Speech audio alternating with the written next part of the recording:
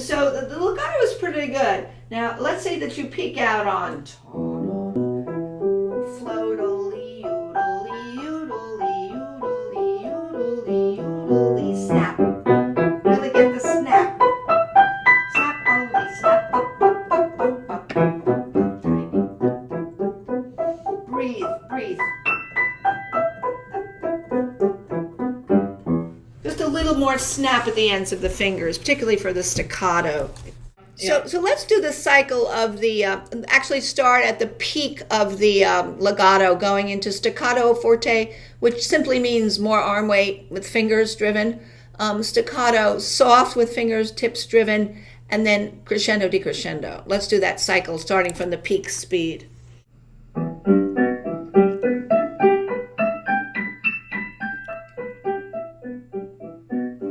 This time lead with your left, lead more with your left hand. Let the left hand be the follow the leader is the right, is following the left. You know this, and I'm sitting too close myself. I can actually feel cramped here. Yeah, you want to think left hand is the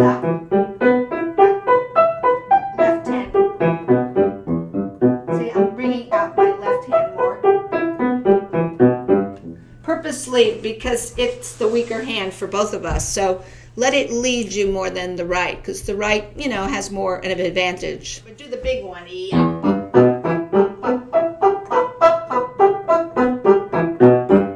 That one. Most.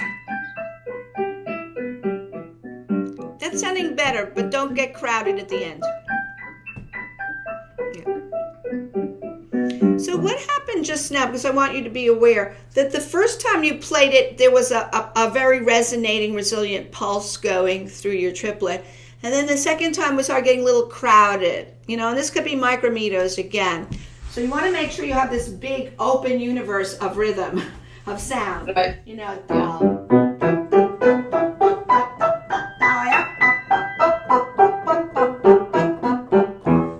Open it all up in a big, half circle or a big circle.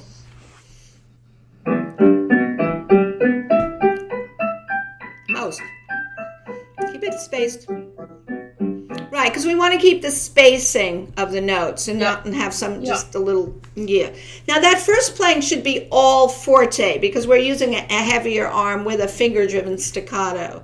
So even at the bottom, we want to keep that resilience and then turn around and just lighten up your arms. The third time, we're going to do a combination of lighter arms into gradated, heavier arms, but still sparkling releases of your fingers. So you're always going to have your fingers released with a sparkling, crisp sound in all three of the renderings. So start with the big one. This is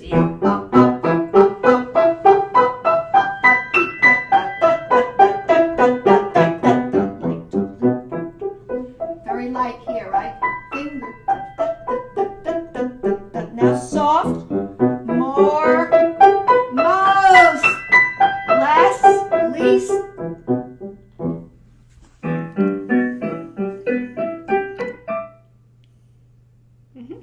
You know what might help that? If you get, a little bit of fumbles and glitches and some error notes, you just go back for 5 minutes to your blocks. Because you want to firm up your geography, as we know. I know that you're going in a kind of floating arm. No matter what you do, you're floating your arm because your arm is the arbiter of your fingers. You're not playing from your fingers, you're playing from your arm. Your whole arm is involved in this, even though you're using fingertips.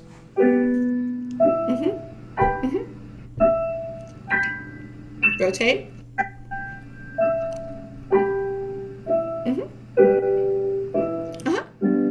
Yeah, that looks like you're firmed up there. Now just go unravel your blocks with staccato forte. Yup, up, up, up, up, up, up, up, up. Most.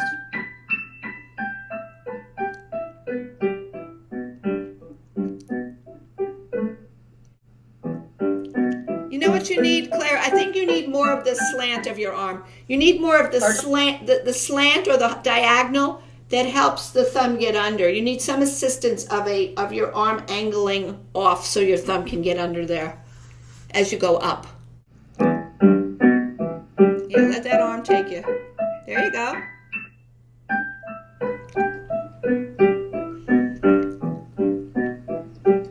Arm.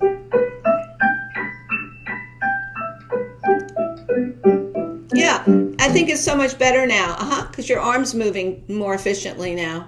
Mm-hmm. Yeah.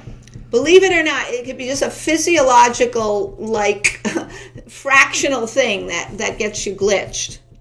Yeah. If I do believe it. Yeah. Yeah, because I know I hit wrong notes and I go, oh, darn it, what am I doing? And then I realize there's a certain angle of my arm that is not where it's supposed to be, and I have to kind of have the muscle memory.